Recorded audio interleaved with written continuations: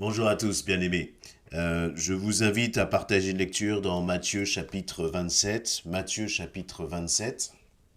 Et je vous prie d'excuser déjà ma voix qui est un peu nasillarde, mais je ne vais pas être trop long. Matthieu chapitre 27, et je vais lire à partir du verset 51. À partir du verset 50, et puis je sauterai quelques versets pour passer au verset 62. Donc Matthieu chapitre 27, à partir du verset 50. Jésus poussa de nouveau un grand cri et rendit l'esprit. Pour donner le contexte, nous sommes là au moment où Jésus est sur la croix et il va expirer sur cette croix, dire ses derniers mots.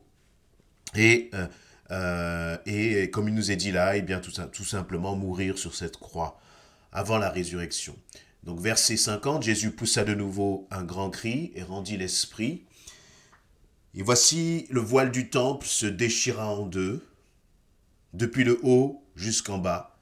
La terre trembla, les rochers se fendirent, les sépulcres s'ouvrirent, et plusieurs corps des saints qui étaient morts ressuscitèrent. Étant sortis des sépulcres après la résurrection de Jésus, ils entrèrent dans la ville sainte et apparurent à un grand nombre de personnes. Le centenier et ceux qui étaient avec lui pour garder Jésus, ayant vu le tremblement de terre et ce qui venait d'arriver, ils furent saisis d'une grande frayeur et dirent, assurément, cet homme était fils de Dieu. Et je vais je vais passer au verset 62. Le lendemain, qui était le jour après la préparation, les sacrificateurs, les principaux sacrificateurs et les pharisiens allèrent ensemble auprès de Pilate et dirent, Seigneur, nous nous souvenons que cet imposteur a dit, quand il vivait encore, après 3 jours, je ressusciterai. Ordonne donc que le sépulcre soit gardé jusqu'au 3e jour, afin que ses disciples ne viennent pas dérober le corps et dire au peuple, il est ressuscité des morts. Cette dernière imposture serait pire que la première. Pilate leur dit, vous avez une garde, allez, gardez-le, comme vous l'entendrez. Ils s'en allèrent et s'assurèrent du sépulcre au moyen de la garde, après avoir scellé la pierre. Amen. Voilà donc ce passage, ou ces différents passages que je viens de lire. Jésus est sur cette croix, et lorsqu'il expire sur cette croix, des phénomènes climatologiques extraordinaires vont se passer. Juste un peu avant, pendant 3 heures, eh bien, toute la surface de la Terre va être plongée dans les ténèbres. Et puis, il va y avoir le voile dans le temple de Jérusalem qui va se déchirer du haut vers le bas d'une façon extraordinaire et miraculeuse, comme il nous est dit dans Hébreux chapitre 9. Cela symbolise en fait vraiment l'accès, le plein accès à notre Père céleste maintenant que Jésus a donné sa vie pour nous. Dans l'ancienne alliance, pour entrer justement dans le lieu très saint, qui était séparé du lieu saint par ce voile, le souverain sacrificateur ne pouvait le faire qu'une fois par an.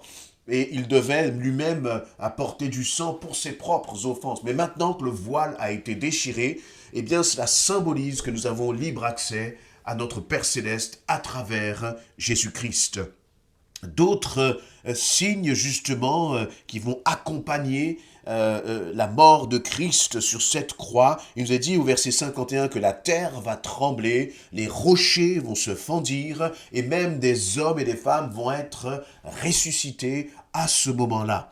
Et verset 54, le centenier, donc le chef d'armée, un chef d'armée romain qui était là, avec ses soldats, vont tomber, vont être pris d'une frayeur en voyant cette terre trembler au moment où Jésus va expirer, et ils vont se rendre à cette évidence en disant, assurément, cet homme était fils de Dieu.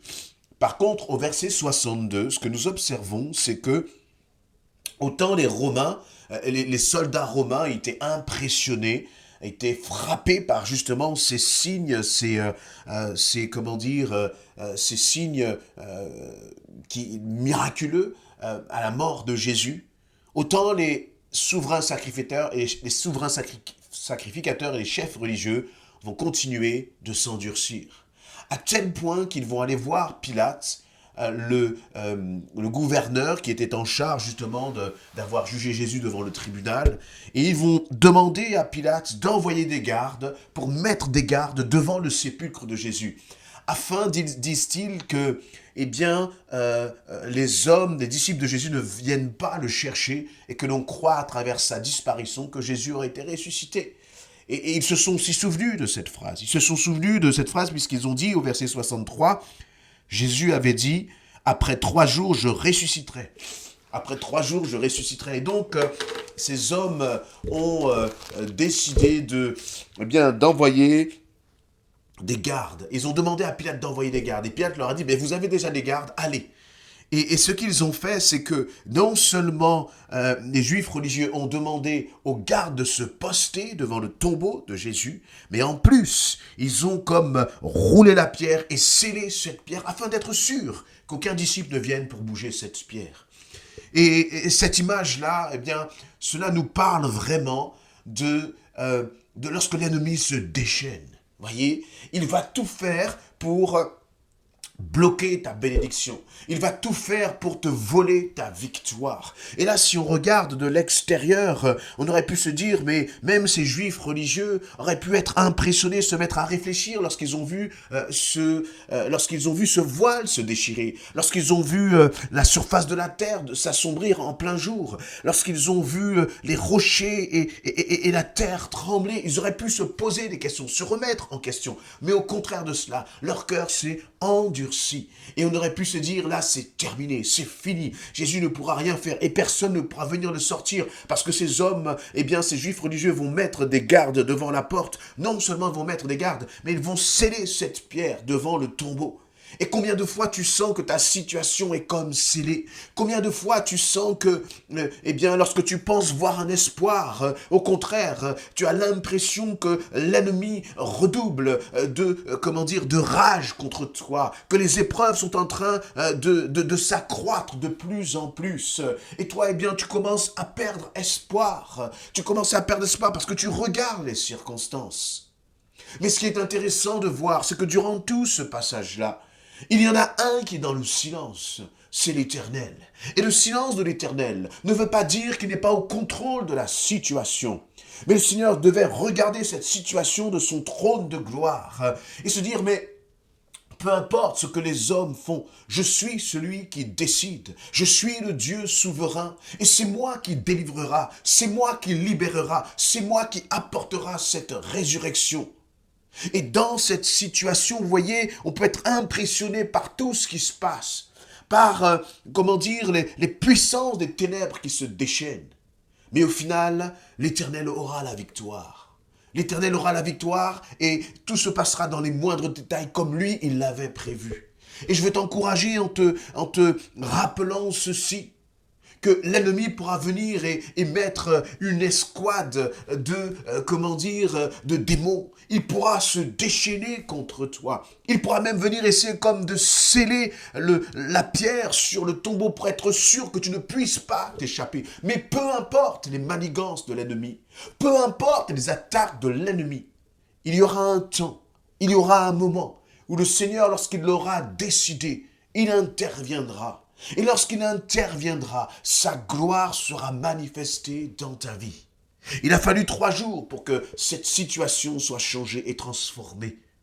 Et dans ta situation aussi, il y a le temps de Dieu. Alors ne baisse pas les bras, prends courage. Voyez, quel que soit ce que l'ennemi voudra faire. Et c'est intéressant de voir que lorsque ces chefs religieux vont aller voir Pilate, ils vont leur dire au verset 63, « Seigneur, nous nous souvenons que cet imposteur, donc en parlant de Jésus, a dit, après 3 jours, je ressusciterai. » Ces chefs religieux savaient exactement ce qu'avait dit Jésus.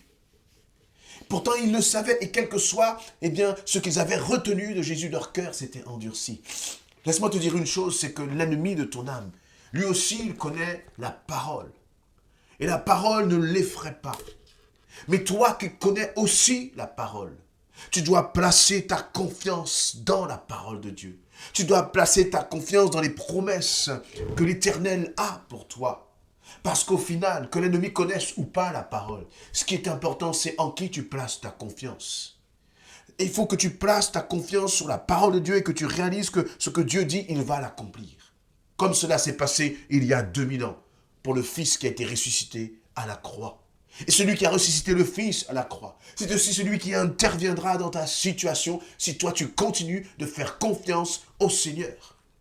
Même si tu as l'impression que la pression ne cesse d'augmenter, même si tu as l'impression qu'il n'y a plus de sortie de secours, celui qui a vaincu la mort et les dominations, celui qui a été délivré du tombeau, c'est le même qui interviendra dans ta situation. Alors ne crains pas, ne regarde pas encore une fois aux manigances de l'ennemi, mais attache-toi simplement aux promesses de l'Éternel. Parce que ce qu'il dit, il l'accomplira assurément dans ta situation. Mais toi, ne te décourage pas, ne baisse pas les bras, mais attends-toi à l'Éternel. Et j'imagine cette situation où ce tombeau était ouvert et puis petit à petit, les Romains sont venus et puis ils ont roulé cette pierre. Et le tombeau s'est retrouvé dans les ténèbres les plus complètes. Peut-être. Mais aucun tombeau n'a pu empêcher l'Éternel d'agir. Et aucune situation, aucune épreuve, aucune tempête n'empêchera l'Éternel ton Dieu d'agir si tu places ta foi en lui. Amen.